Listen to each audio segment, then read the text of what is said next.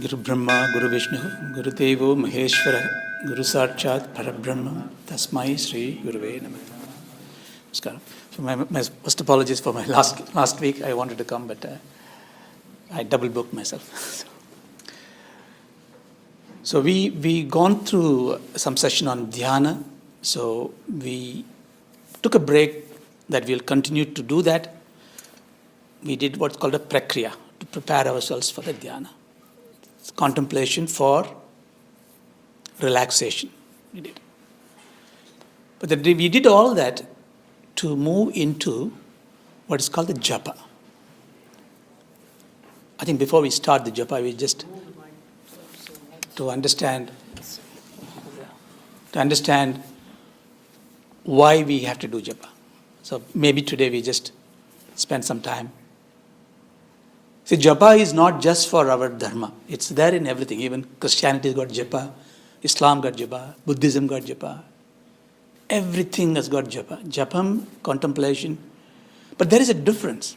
In all those paths, japam is to think about the personification of a God and then focusing the mind towards that. In ours, especially in Vedanta, in Advaitam, it's very direct. It is to really bring the bridge between the two essential part of our life. It's called dharma, it's called jnana. God is just supplementary, incidental. The world where we live in, we need to really have a method of managing that living in a righteous way. And therefore, there is the dharma. There's one spectrum of it. That living has to lead towards, because man's mind is very inquisitive. It always seeks why, what. The knowledge is the creation of all needs. Even hunger comes out of knowledge. So therefore, this jnanam is the other spectrum of it. Therefore, dharmam and jnanam are the two essential pillars. And that takes, in fact, they are not different. One is a sadhana, that is a sadhyam. But that spectrum, from moving from dharma to jnanam, somewhere needs some aid, some method to develop that. Therefore, in our culture, when you talk about japam, it always comes to the context of it. How do I manage this dharma, jnana, seeming polarities, and why I need this one? See, when we come to the Vedanta class or any such class, when we learn the jnanam, we all learn by knowledge, parabrahmam, advaitam, single God, everything is apparent, everything. So we know everything. We know that. I think you don't need to spend a lot of time to knowing this. We are sufficiently bright. But it doesn't help, because our mind goes back. So why is that, if that is something true, why the mind is not staying there? Why is it going everywhere? That's the question. So this is the question, affects all the human beings in the world, all life forms and especially human beings. So in the form of Arjuna, we have a leader for us to guide us. He had the same problem. We tell Krishna, look, I can't control the mind. It's like tying the air. I just can't do it. So Bhagavan gives him an aushadam. So he tells him, Abhyase netu kaundeya vairagyam techa grahhyate. You have to have a medicine which is made up of abhyasa and vairagya. Abhyasa here means upasana. Abhyasa is perseverance, practice. Here it means upasana. That's why Swami takes to Arjuna to the Abhyasa yoga or Dhyana yoga in chapter 6. And he says somewhere, Yagyena jaba yagya asmi. He says jabam, it's not just say jabam, jaba yagyam. Yagyam is something which is very ritualistic, very formalized. Therefore, he also gives a clue to him, you do japa. And you do as a japa yajna. It means you do japa as your nature, but also spend a specific prescriptive way of doing japa.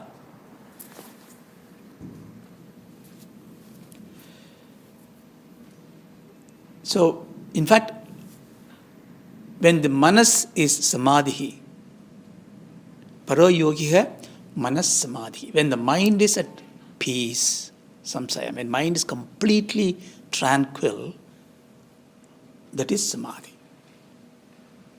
But the question comes back, why is that the mind is not really staying at one place? Don't feel it's a limitation in us, it's natural for it. But you must understand why it happens, because normally when you are sitting there and you see somebody beautiful going by, you like to look at them. Anything beautiful, beautiful picture, beautiful person, beautiful bird.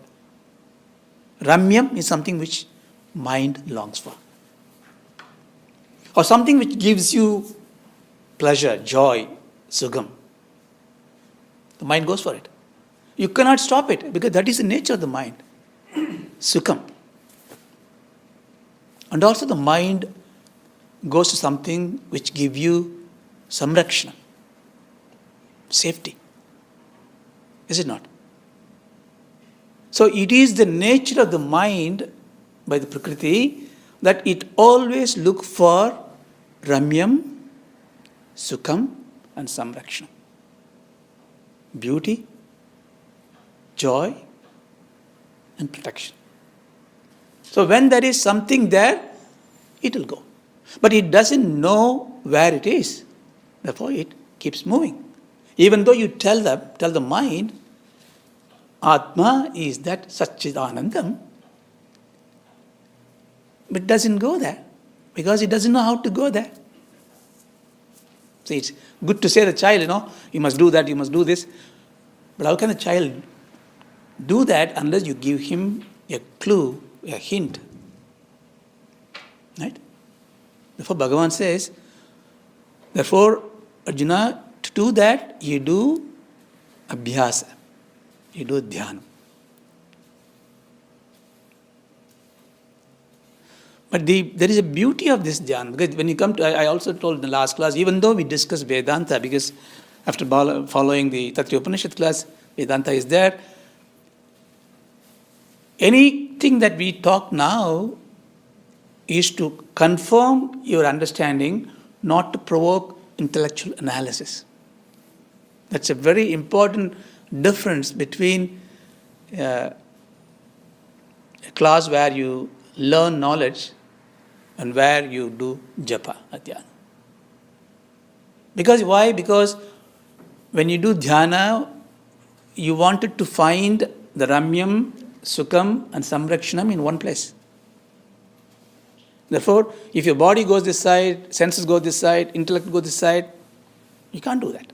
So you need to bring them all into that one particular place. Now, it is quite possible, quite probably easier to put your mind, into body into place. That's what we did in the 12, 13 classes. It is Stiram Sukham Asanam. If you heard that phrase, your body will naturally become still. I'm sure if you try it out, it will become still. You will be able to put it straight 30 minutes, 40 minutes, no problem. And when you do the pranayam, and when you think, when you hear the silence, the hearing subsides. When you close the eyes, the vision subsides. When you put the tongue on the tongue, the taste subsides. So your senses can be brought. But what about the mind? The mind goes away because it is riding the intellect part of it. Because even as I speak, your intellect will say, is that correct? I heard somewhere something else different. That book said something else. It takes you away. You may ask a question, but don't I have to ask questions? Don't I have to know this? Don't I have to apply logic? It's the same conversation I had yesterday with somebody. Logic is very important in life. All is about Vedanta, is about logic. It's like a knife. When you are, have you seen the jackfruit, the big fruit? You need a knife, you need oil, everything. You peel it up. And once you got that thing, then you still put it in the knife, then you are missing it. You have to throw the knife away. Now, trusting that inside flesh is going to be sweet, and so you have to eat that one. So when you are looking for a teacher, when you're looking for a guru, when you look for a preceptor, when you go out a guide, you apply logic. Is he saying the right thing? Has he got a right background of it? But once you have identified someday a guru who is going to guide you, logic has no place, especially in japa and dhyana. A simple example. Suppose you are taking a mini cab to go somewhere else, the place you do not know, Stansted Airport. You want to go fastest way. You ask the driver, do you know how to go? He said, yeah. That's it. Then you don't question him. You stay put. It's not that you lost control, but logic has no role to play. He will take me there. That is called Shraddha. So, therefore, you have to find a way when to question, when to not question. I'm nowhere saying you must take it blindly. But this is about an exercise to bring mind to a still. So the logic is very, very important part of it. But we'll normally it's very difficult for us to take it up. So we always say, I will question everything. So it's called jigrisha. Jigrisha means to do what to do. So for example, like we did a Vedanta class, and I'm sure we would have heard in the Bhagavad Gita, jnanam is what it is that gives you that. No action. Na karmana, na tapasa. You learned everything.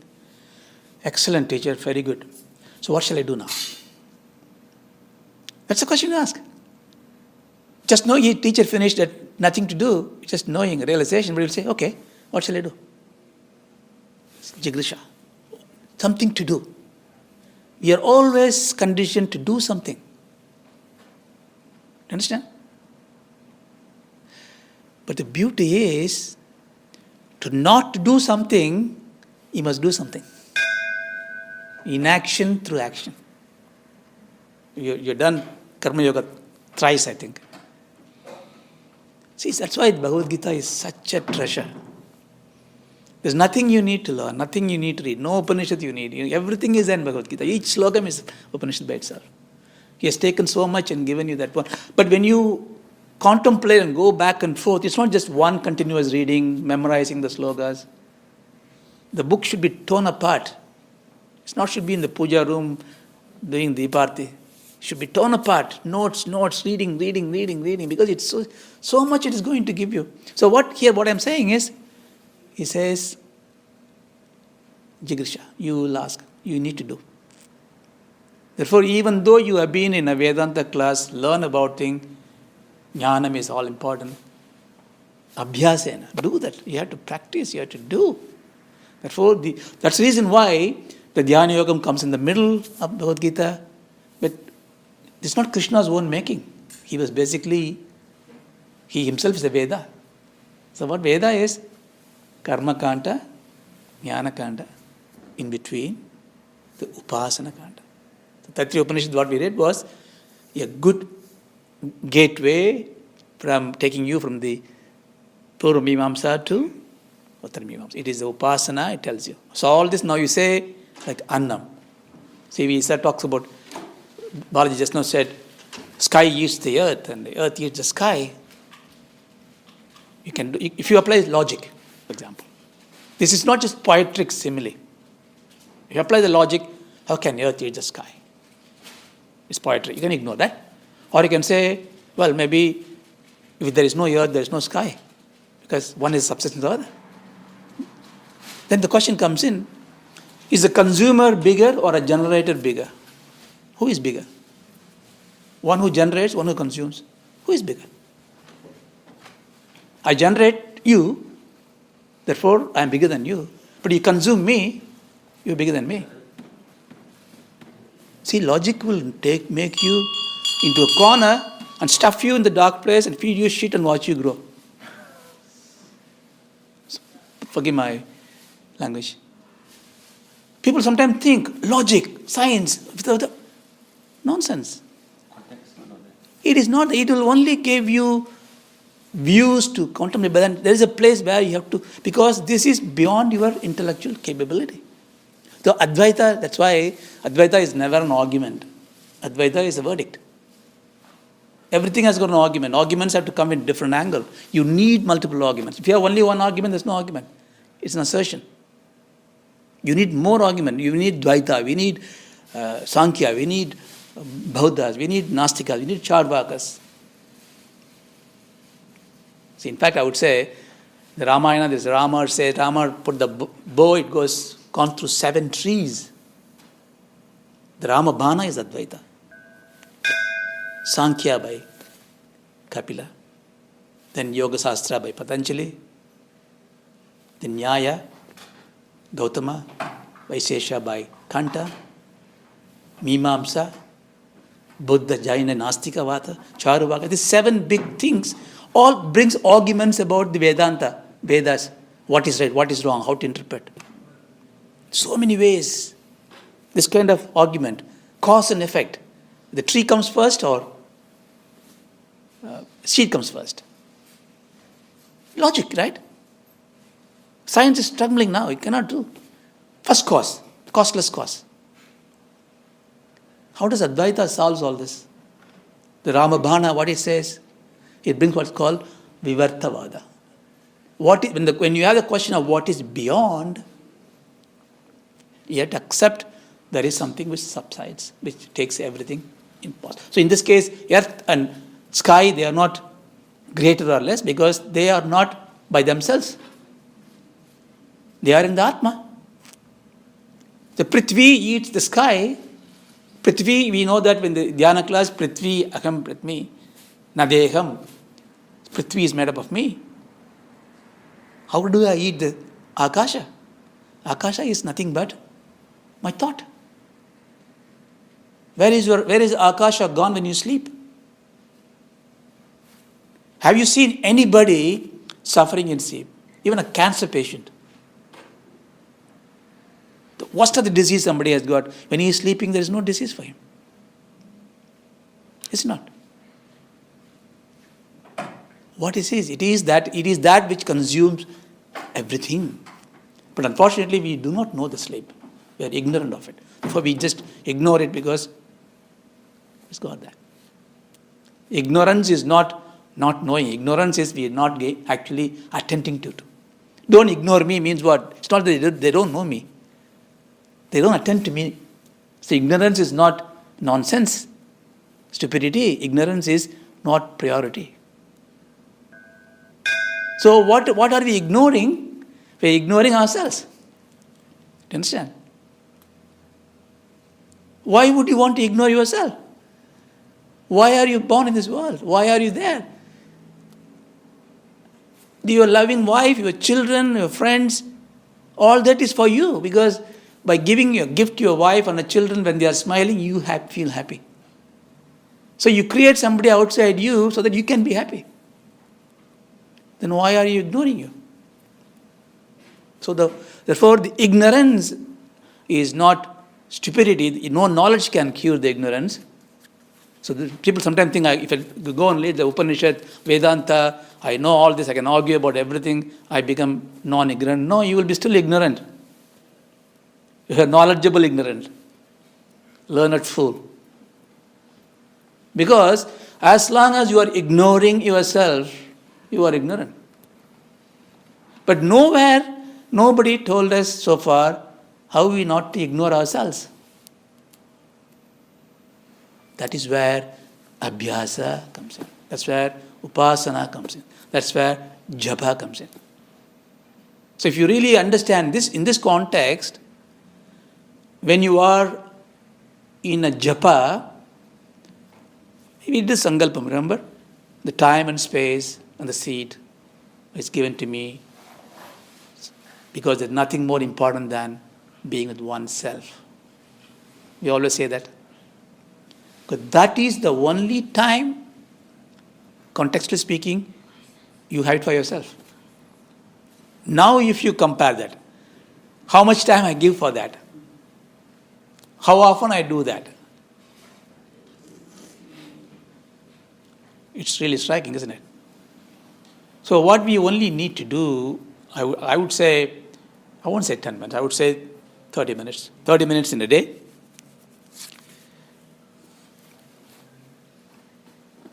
The way you can construct that is, I would say, you start with 6 minutes of what I call it a prakriya, relaxation that we did in the classes, just sitting straight, Stiram Sukhamvasanam, some pranayamam, and making sure that you have a good posture, a comfortable position, your breathing is in harmony. 6 minutes, I'd say. And you have the same 6 minutes to end. So you got 12 minutes to start with the relaxation. We will do next week, but I'll just prepare for that. Then you have, I put 18 minutes. I say this because I think it works for me, but you can change it. But because you want logic, so I want to give a logic to this as well. I think our friend didn't come. She was very keen about Japamala, so probably we will talk about that. So, what are we trying to do? 80 minutes. What is that? How do we do the japa? Wait. I want to say that for practical point of view, I would say 2 ways. Not alternate ways, 2 concurrent ways. Ideal. The first, most simplistic one, who needs no guru, who needs no preparation, no pre-qualification, nothing, but the only thing it needs your perseverance. Very easy to do. As soon as I say, you'll say, oh, I can do it short now. But after tomorrow evening, you will forget it. It doesn't need to, you need to sit down anywhere. You can do whatever you're doing. But keep repeating the object of your dhyana, japa in your mind. Let me just explain this briefly. It's very important. Parayanam means, we are all sufficiently God-fearing, and so therefore I don't need to generalize too much. So Parayanam is taking a sostram of a Bhagavan, a deity, an object of worship, and then reciting it once. Vishnu Sahasranamam, Lalita Sahasranamam, something. That's fine. But here the motivation is not the adoration of the God, but bringing the mind together.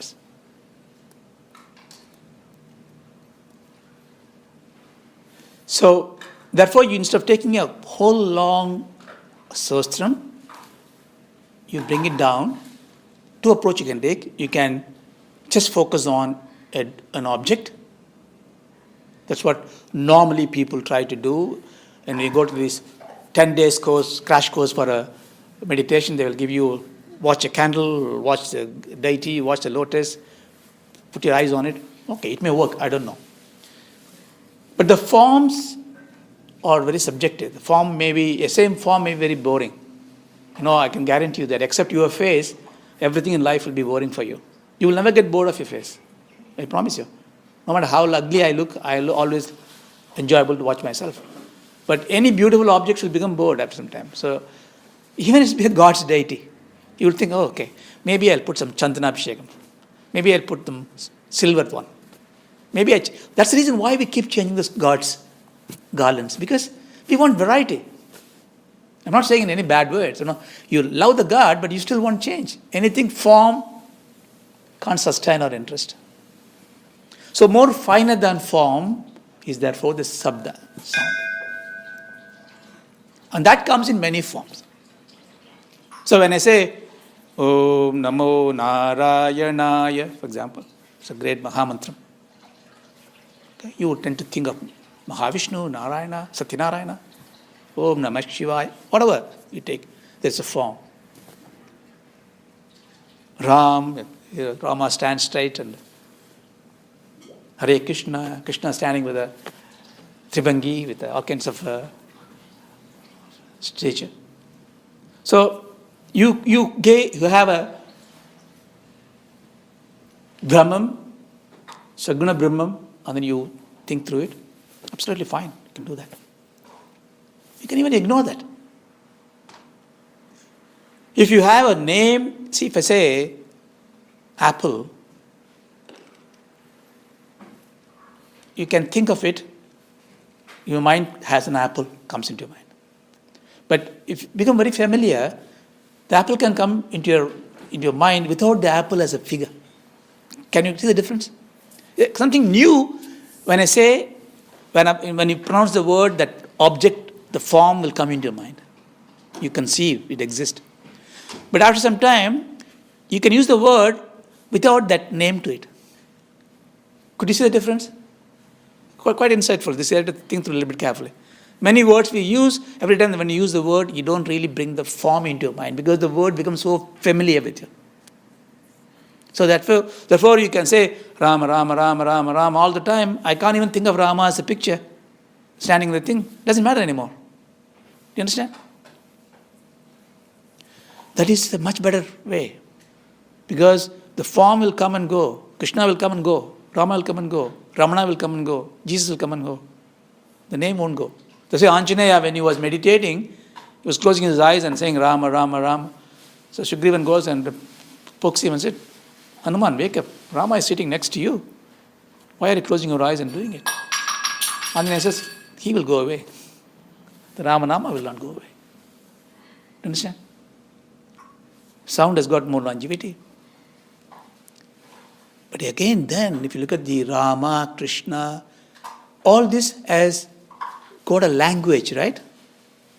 It's got a meaning, semantics, syntax. But if you go below that one, you have Vyakritis. They have no meanings. You see, when you read the three Upanishads, you remember that in the second, third, you have Vyakriti Upasana. Of course, Upanishad takes you to the PhD level. It tells you, meditate on these Vyakritis. Go still further, the Bija Mantras, Bijaksharas. Bijakshara means, Aksharas means writing, letter. Bija means like a seed. It's not formed yet. Actually, Bijaksharas are not Sanskrit. Don't misunderstand. Om is not a Sanskrit word. Om is Vyakriti. It's just a sound. It's beyond the language, beyond all the languages. It's just a sound. It so happened, it comes in Vedas first, therefore we think it's Sanskrit. Om is not a Sanskrit word. There's no Tamil word for Om. There's no Gujarati word for Om. There's no English word for Om. Any Bijakshara we take, Om, Srim, Krim, Klim, Om, Gam, Ganapati. You don't translate the Gam into something else. Ganapati is Sanskrit. You can say the leader of Ganas. The Gam, the Bija Mantra is not Sanskrit. All this come from you, the Mula, Para, Vaigiri, Madhyama, Vaigiri. All this, when the noise comes through, the thought comes through. So, what do you want to contemplate? Japa can be from anywhere. The Parabrahman in a form of a picture on the name, or just the name, or just the Bijaksharam, or everything is in the one particular Akshara, Om, Omkara Upasana.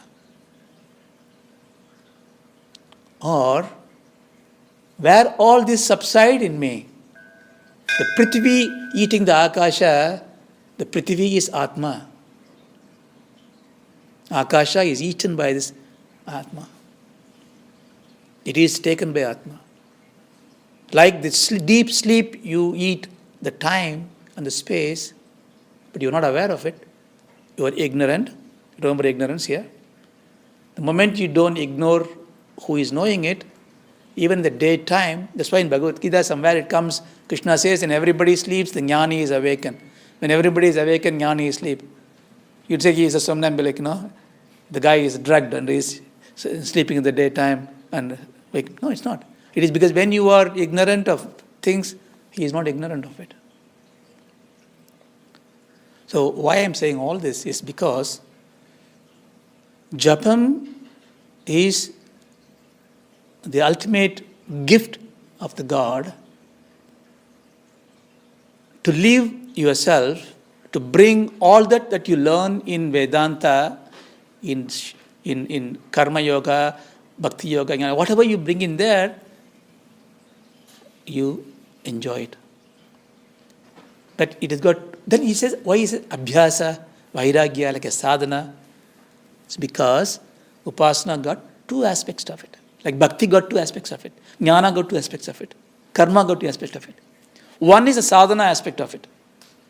Like when you do Nididhyasanam, Mananam, Shravanam, they are Jnana Yoga, but they are not Jnana as attained objective. They are the practice to attain the Jnana.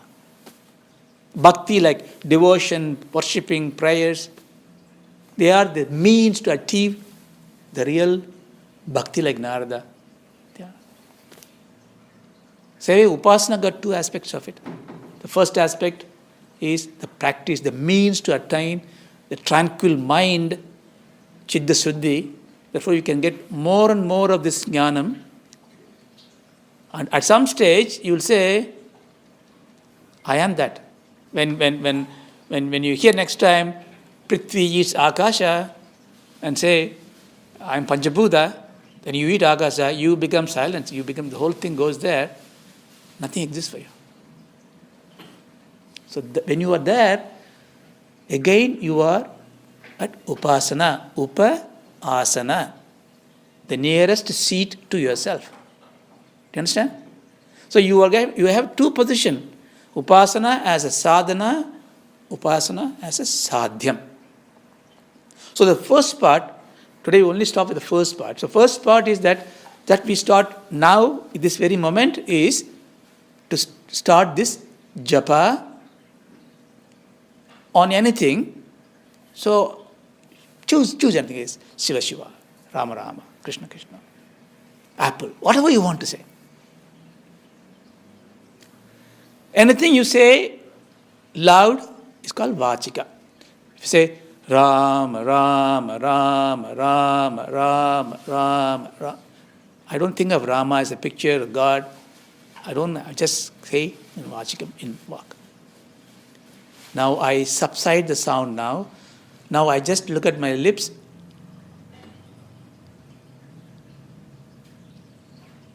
I still do this upavasana. I'm not making the noise, but I'm making the movement in the body. It's called Upamanshu. First was called Vachika Upasana, is Upanshu. So, it's a gradual step. Then you even don't move your mouth. Say the Rama, Rama, Rama in your mind. Or Shiva, Shiva, Shiva, Shiva. Shiva means Shivam, Shiva means Ambal, Shiva, Shiva means Ambal Sameda Shiva. Shiva, Shiva, Shiva, Shiva, Shiva, Shiva. Keep saying this in your mind.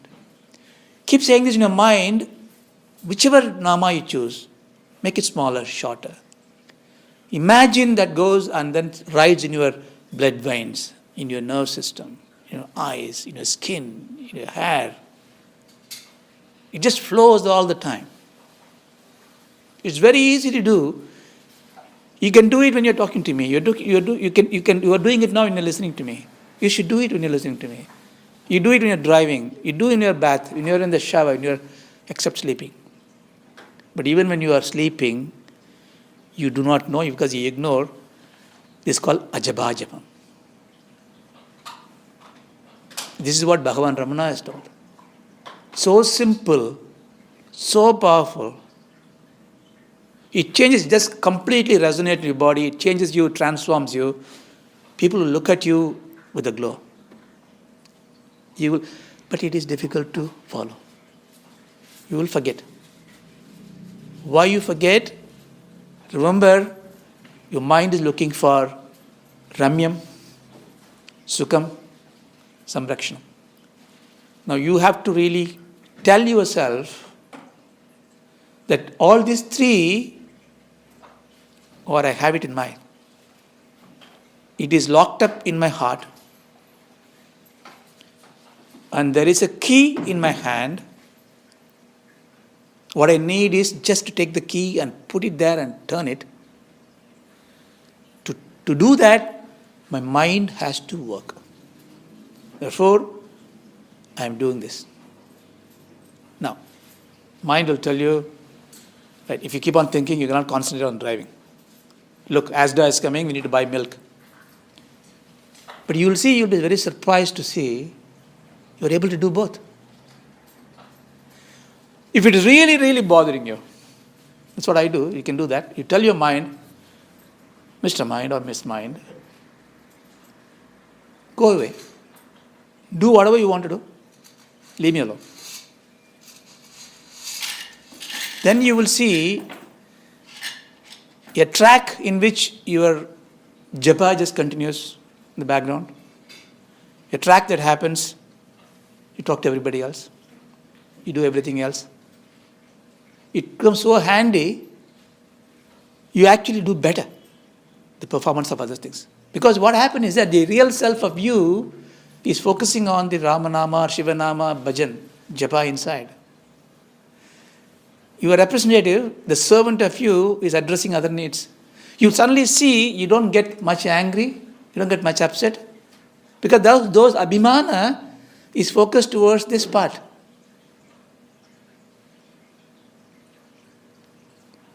Do take this in a great faith.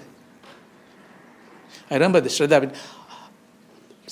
I don't know whether you know, there is a great saint called Kanchi Paramacharya. Most of the South Indians know that, but I don't know whether you know it. In Kanchi, there's a Kanchi mat. It's like a Sringeri mat. There's a Paramacharya, and we all adore him as Lord Shiva himself. So everybody used to sit next to him and tell him, "Oh, you are the greatest. You are the greatest." Normally people come to the gurus and say, "Oh, you are the greatest one." So it's not in a bad way. Somehow they wanted to give their honor and say, you are Shankara Bhagavad Bhata yourself. So you might have heard this one before. So it's very interesting for me. I find an interesting logic there. So they tell him that you are Shankara Bhagavad Bhata. Mahapariva, we call him Mahapariva. Mahapariva means a great supreme person. He just ignored them. But they are not just pestering. Oh, you are the... Then he says, no, don't say that. Shankara Bhagavad Bhata is great and I am not. I am different. He is different. No, you are Shankara Bhagavad Bhata. He said, no, see, look at him. He, in the year of 11, he left and then he went through before 32 years. He travels 4 times. He wrote so much granthas, bhashyas. So, I have not done that. No, Paramacharya, you have also done that. You have walked around this thing. You have given so many lectures, so thought-provoking. He said, no, you are not like that. No, you are. So this went on, this kind of a pestering for a while. And he said, okay, listen. So Paramacharya said to them, Bhagavad Bhata, when they are there, he had one Sishya. And one day he was on the other side of the river. He called him, Sanandana, come here. So that Sishya, because Guru has called him, just traversed on this river, on the lake, whatever. And every step he put on, there was a lotus bloom came up to hold him. He came out, and everybody was so astounded. Shankara called him Padmabhada. Padmabhada. So Padmabhada means he has a lotus feet. So Paramacharya said, look, Shankara had a Sishya like this. I haven't got a Sishya like that. It's a very interesting one. So everybody kept quiet for a while. And then they come back to him and say, look, Guruji, Paramacharya, we are also like that. We will give our life for you. We can do anything for you. We are committed. Paramacharya thought about it. These people are not going to leave him alone. So he just kept quiet for a while. I don't know whether you've been to Kanchi Mat. And Kanchi Mat is a very humble place, very simple place. And it's like a stage like this, and the Guru will be sitting there and do the puja. Everybody will sit there and he will look at him, and sometimes he will talk and sometimes he will do. So he called one of those particular disciples, was very, very vocal, and said, look, I can give you anything for you, God. Then he called him and said, look, come here. I ask you something to do. Can you do it? He said, yeah, do, definitely. You see that lady there, old lady sitting there in the corner? Yeah. Go to her. She's a widowed lady. Yeah. Go to her and ask her, are you Sumangali? You know Sumangali means? Sumangali is one who is married and Dharmapatni, with the husband is there, and with a widow is called Amangali. Go and ask her. So, how can you ask somebody knowingly as a widow? And it's very insulting and very hurting. So the disciples are questioning, how can Guruji ask me to do this? And it's not very good. They contemplate. They tell him, look, Guruji, how can we go and ask him? It may hurt the feeling. Paramacharya said, look, I told you. I told you so. You will not go there and ask them. Then one young man was, now he has told you, I had to go and ask him. So, worst case, she's going to blame me. She's going to curse me. For the Bhagavan's sake, I can take it. So he took a courage. And then he went to the lady. The lady was watching all this going on, and he said, oh, what's happening is, Paramacharya asked you to do something? He said, yes, Grandma. Can I ask you something? You don't mind? Yeah, tell me, what is this? Are you Sumangali? Before she completed the question, she said, yeah, I am from Sumangali. Because the Sumangali is also a name of a village from where that lady comes. There's a village in Tamil Nadu and Andhra Pradesh, a village called Sumangali. The lady comes from that village. Paramacharya has got such a great insight, without even knowing he will say all those kind of things. He would never let the Shishya go and do something wrong, really. Had these sessions, had the disciples trusted on him, it would be very different. I'm just saying, because just to bring that point of Shraddha and logic, because this is what it is when Bhagavan says something, Jabayagya, then we should do that. So, take this as a lesson. So, we will do the Nitya Japa, which will lead to Ajaba Japa. All the time, keep saying this. You may find different mantras, find it, but hold on to one. We will come to that in the next formal one, which you want to take, and because you may have a formal gurus, and I'm not qualified to say that. So you can take it, but whatever the mantra you choose, stick with this. And keep it a secret. Because sometimes it's very, I'm doing Rama Japa. Oh, you're doing Rama Japa? Rama is not, use Krishna. You say, I do a Krishna Japa. No, do Shiva, all powerful. No. You can do whatever you want. Because we know that form, name has nothing to do with this. You all come to the Vyakrutis and then go to the Omkara finally. Whichever comfortable for you. So right this moment, this is not a daily exercise, this is a daily exercise in the sense, yeah. Keep chanting this. After some time, after a week, if you are able to do, this is why I say Yajnam. So you say, put a condition. Okay, starting now, 11:45 this Sunday, until Monday, 11:45 in the morning, I'm not going to stop. 24 hours. It costs you nothing. It's no sweat, no pain. You just have to murmur in your mind the nama you chose. You may have a break, you may forget it, doesn't matter, reorient yourself. If you do it in a few weeks' time, it becomes your part of it. Then we do this formal one on top of it. So that's how I think probably we'll do. Again, as I say, I am not at all a qualified teacher. So I only know what I know. So take it as a reference and assume with it. So in the subsequent class, we will do some formal japa. And if we need to do that with the Japamala, we talk about Japamala, what is the purpose of it. But at the end of it, what it is that you have to take, say maybe next 10 or 12 sessions to perfect the japa. So that means in the next 10 classes after that, you have 30 minutes, very seamlessly go from Prakriya of 6 minutes, 18 minutes of Nama Japa. So so half an hour you finish it, then you don't need me sitting there telling you, it becomes part of your culture. It makes it easier.